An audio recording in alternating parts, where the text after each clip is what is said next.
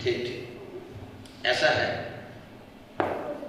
हम तो कथा को भाव से करते हैं और ईमानदारी की बात ये है, वो चाहते हैं जो कथा करवाने में सक्षम नहीं है, क्योंकि कथा के साथ काफी चीजें जुड़ी हुई है, उसके साथ अर्थ भी जुड़ा हुआ है। और कम से कम एक कथा के अंदर साधारण तरीके से भी देखो आप, कम से कम 35 से 50 हजार के बीच में खर्च आता है, अगर सिस्टम से आप सारा करते हैं। लेकिन हमने ये सेवा इसीलिए शुरू की है कि जो आदमी भागवत करवाना चाहता है अपने पितरों के उद्धार के लिए, किसी को पितरों की दिक्कत है, गर्भग्रस्त के लिए, सारी चीजों की लाभ होती है, पितरों के कल्याण के लिए भागवत कर सकते हैं, पूरे परिवार को जीव के कल्याण के लिए रामायण कथा करते हैं, कोई देवी भगवती पुराण करवाते हैं, कोई शंकर पुराण करवाते हैं।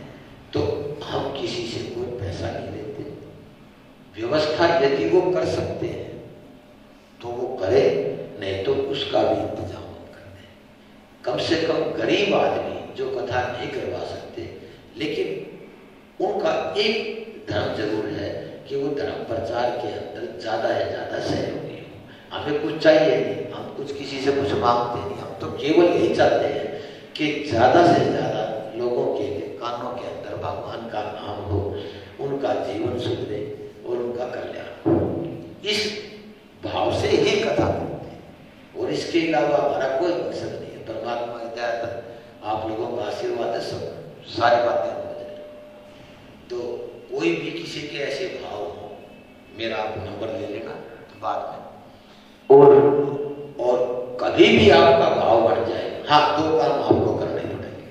स्थान आपने लेना पड़ेगा, व्यासपीठ की व्यवस्था उनको करनी होती है, ये करना उन्हीं की तरफ से होता है। और एक भागवत करवाते हैं तो जो 18,000 श्लोक हैं वो ब्राह्मण 8 से 9 घंटे रोज आना पड़ता है, जब 18,000 श्लोक 7 दिन में पूरे होते हैं। एक उसको जो पैसा है वो उसको देना चाहिए, जो भी करवाता, बस इतनी व्यवस्था आपके लिए है। तो आप जब आपके भाव कह देना, हम आप लोगों की सेवा करने के लिए निश्चित तौर पर हाजिर हैं। अगर आपकी जानकारी में कोई ऐसी बच्ची है जिसके पास असमर्थता है, आप उसके नाम की कथा रखिए, उसको चुपचाप किसी को पता भी नहीं चलने देंगे, उसकी सारी सेवा। जो भी बहुत अच्छी कथा करते होंगे, जब 20 साल से कर रहे हैं तो। और फिर एक चीज और बताऊं, आप ऐसी जगह बैठ कर कथा कर रहे हैं, यहाँ पर बहुत उच्च कोटि के संत ने यहाँ पर साधना की है। आप ये मत समझो कि ये कथा आप कर रहे हो, उनका प्रभाव भी आपके अंदर है। हाँ, तो महाराज जी की कृपा से, और बताता हूँ, ये कथा भी महाराज जी की कृपा से ही शुरू हुई है। हमारी सत्संग का फल मिल गया ना, हमने आपने भी 4 चांद लगा दिए। चलो, आपका प्यार है। सत्संग चालू हमारा 20 साल से चालू है। बात बढ़िया। चलो, हमारे को तो जब भी आप याद करोगे, हम तो प्रेम भाव के आदमी हैं। बहुत अच्छी, बहुत खुशी हुई जी हमारे को ऐसे आप लोग। हाँ, ये बहुत ही अच्छा, आनंद रामायण, राधे श्याम रामायण, राम रामायण। चलिए, मैं अध्यात्म रामायण को काफी मतलब करते हैं, लेकिन क्या है कि उसी ढंग से मतलब वातावरण भी होना चाहिए। तो थोड़ा सा देखो क्या है, एक बात मैं जरूर कहता हूं, कथा सुनने का जो फल मिलता है ना, कथा सुनाने का उससे कई गुना ज्यादा मिलता है। हम जो बार बार में कहते हैं ना, भाई आप अपने लेकर आओ, बुला कर, इसका इसमें कोई हमारा स्वार्थ नहीं है, हमने तो केवल यहाँ की शोभा बढ़ेगी आप लोगों की। इसमें सबसे बड़ा फायदा क्या होगा कि आप लोगों को जो सुन रहे हो, आप लोगों को उसका फल के अंदर शामिल है, ये मतलब आपका उसमें योगदान।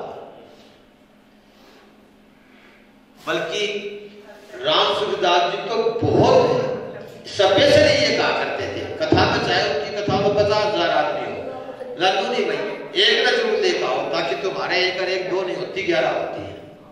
11 गुना फल मिलेगा। तो कहने का मेरा मतलब ये है कि अच्छा रूप जितना भी आप लोग बढ़ाओगे उतना कथा के अंदर और ज्यादा आनंद आएगा और आपका योगदान भी होगा उसके अंदर। क्यों? आपका उसमें श्रम भी लग गया, आपने भी किसी को बुलावा दिया। तो कथा का बुलावा तो वास्तव में जिस तरह अपने घर के अंदर लड़का लड़की की शादी करते हैं और कार्ड बांटते हैं, कथा की सूचना ऐसे जरूर देनी चाहिए। आता कौन है ये मैटर नहीं है, आएगा वही जिस पे प्रभु की कृपा हो। आप ये देखो, आप लोग बैठे हो, इस समय और भी बहुत लोग होंगे अपने संसारी विषय में लग रहे। प्रभु ने आप पे कृपा की है इसलिए आप यहां पर बैठे। तो मैं मुठिया दान के बारे में आपसे कर रहा था। ये छोटी छोटी चीजें ऐसी हैं पूरे जीवन को बदल देती है। दुख में और सुख में कोई ज्यादा अंतर नहीं है, हमारा आचरण से, हमारे व्यवहार से, हमारा काम करने के तरीके से।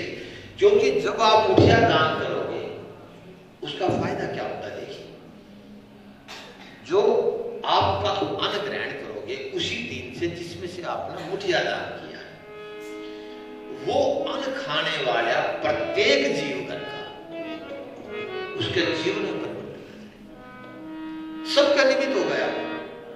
वो पूरे परिवार के निमित्त हो जाता है। वो मुठिया दान पूरे परिवार के निमित्त है। और आप देखना भाई, किसी का बच्चा पढ़ाई में कमजोर है, किसी को भारी बीमारी से, धीरे धीरे धीरे 1 साल का बना आपको निश्चित तौर पर आप अपने जीवन के अंदर परिवर्तन चाहेंगे। तो 4:30 हो गए, कथा तो चलो थोड़ा सा खींच कर लेते हैं। आज बात तो और भी कर लेते, चलो कल करेंगे।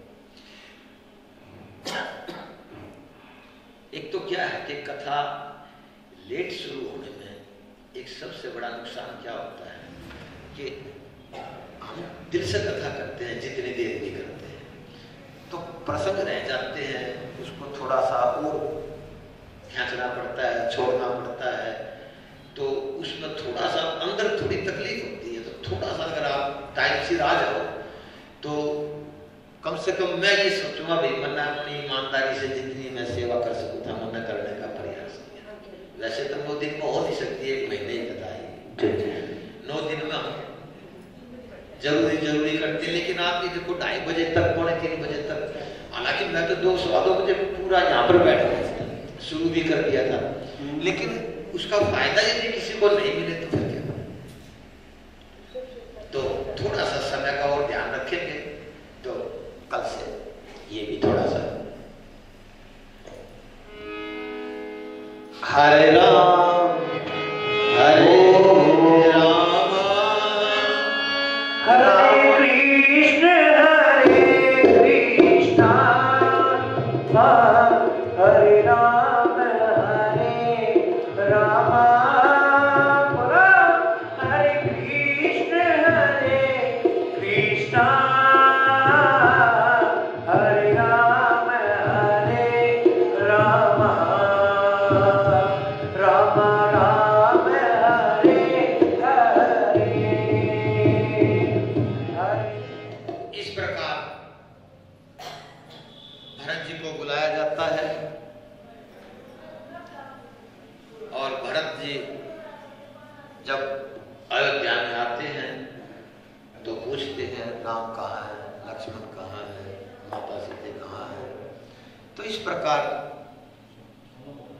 सभी दुखी नजर आते हैं और फिर पता चलता है कि राजा दशरथ जी भी स्वर्ग को सिधार गए। बहुत दुखी होता है, लेकिन जब घर जाता है उसकी माता उसे बहुत तरह से समझाती है, लेकिन भरत बिल्कुल विपरीत दिशा के अंदर माता को बुरी तरह लताड़ता है कि तुमने मेरा जीवन को कलंकित कर दिया। तो इस प्रकार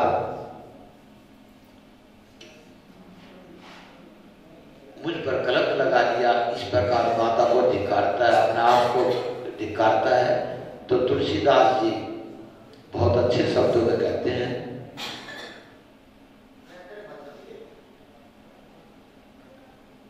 लोभी लंपट लोलुप चारा, जेता कहीं पर धनु पर धारा, पाँव में तिनके गति घोरा, जो जननी यहु सम्मत मोरा। भरत अपने आप पर कहते हैं, क्या मैं लोभी लंपट लालची की तरह आचरण करने वाला हूं? राम के हिस्से का राज मैं क्यों नहीं? जो पराई धन पराई स्त्री को ताक पर रखते हैं, हे जननी, माता कौशल्या के पास जाकर के कहते हैं, हे जननी, इस काम में मेरी किसी प्रकार की सहमति नहीं थी, और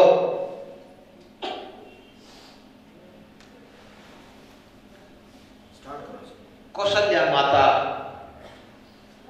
जब बहुत विलाप करता है भरत जी, तो कौशल्या माता उसको सांत्वना देती है। मातु भरत के वचन सुनी, साचे सरल सुभाय, कहती राम प्रिय तात तुम, सदा वचन मन का।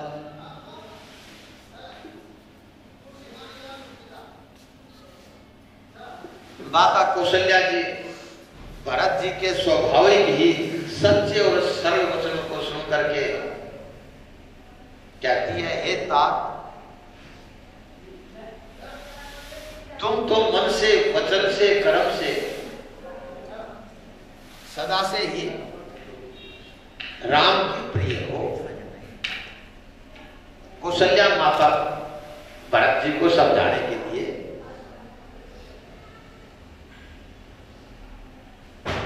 सांत्वना देने के लिए कहती है। उसके बाद वेदों को बताई हुई रीति से राजा को स्नान कराया गया, चंदनादि को लिपटा करके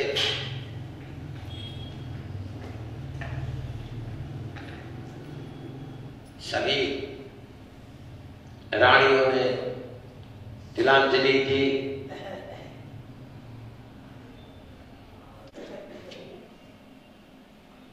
अर्थात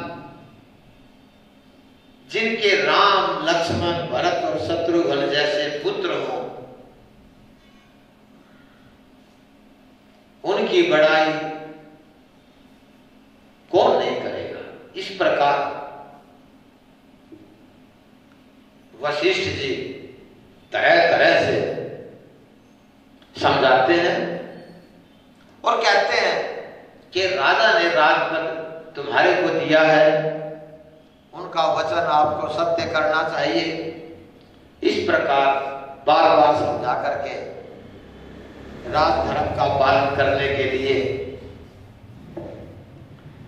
कहते हैं वशिष्ठ जी। इस प्रकार बार बार कहने पर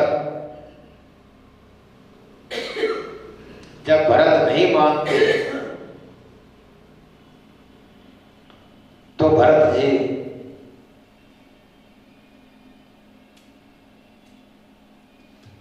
आगे क्या फैसला लेते हैं, ये आगे तुलसीदास जी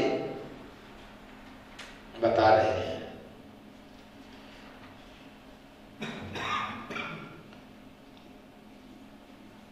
कौशल्या जी भी धीरज धरकर कह रही है,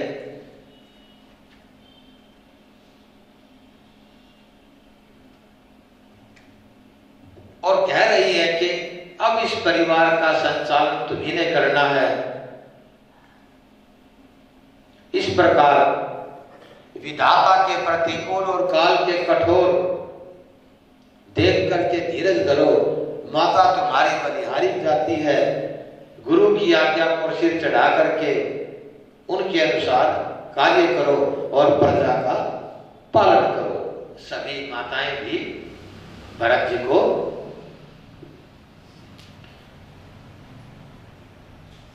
फिर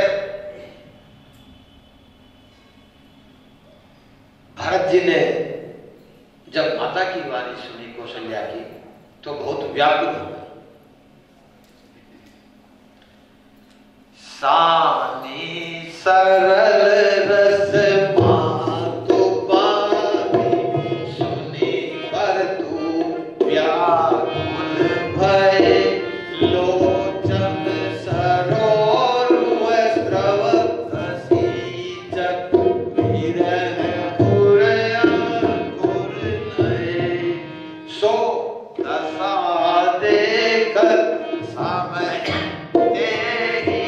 विसरे सबई सुध देह की तुलसी सराहत सकल सादर शिव सहज स्नेह की। इस प्रकार सरलता के वचनों को सुन करके भरत जी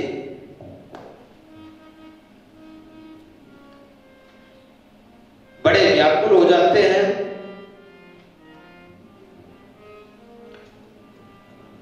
भरत जी का राम जी के प्रति स्वाभाविक प्रेम देख करके सभी भरत जी की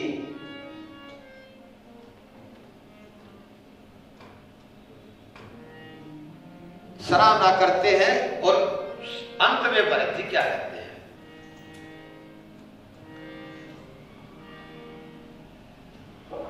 भारत कमल कर जोर धीर दुरंतर धीर दुरंतर धीर धरी भरत कमल कर जोर देख उचित उत्तर सब ही वचन अब ये जन जो। इस प्रकार भरत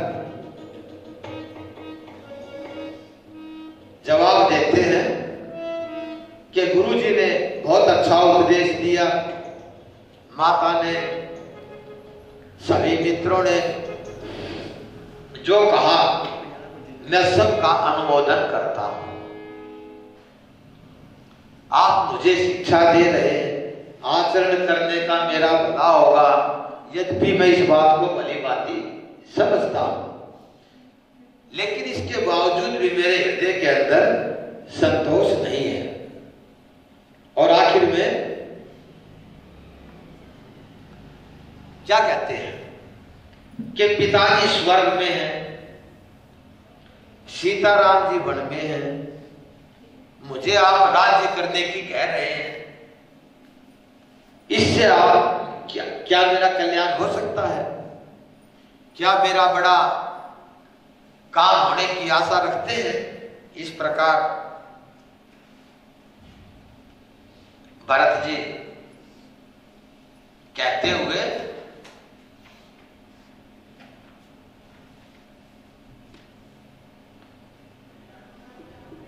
मेरा कल्याण तो केवल सीताराम जी के चाकरी में ही है, अर्थात चरणों में ही है।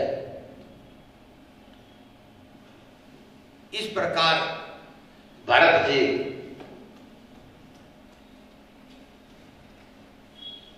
ये फैसला लेते हैं, सभी को समझाते हुए कि मैं राम, सीता और लक्ष्मण को राज्य गद्दी की बात तो अलग, पहले मैं उनको लेने के लिए चलूं।